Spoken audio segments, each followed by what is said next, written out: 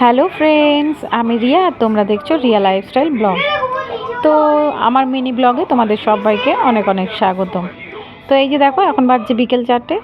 আর এখন দেখো বাইরে বৃষ্টি হচ্ছে, প্রচুর মেঘ করেছে, বৃষ্টিও হচ্ছে। আর তোমার এই যে দেখো, বাইরেটা বোঝা যাচ্ছে না, কিন্তু মেঝেটা বোঝা যাচ্ছে, যে মেঝেটা দেখো ভিজে গেছে পুরো। তো যাই হোক, বাইরে বৃষ্টি হচ্ছে, আর এদিকে দেখো আমার মাম্মাম এখানে ঘুমিয়ে পড়েছে।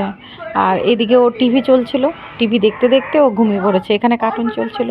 আর এদিকে চলো তোমাদেরকে দেখাই, এই যে আমার ভাগ্নে, আমার ভাগ্নি, সবাই এরা এখন এখানে টিভি দেখছে বসে বসে।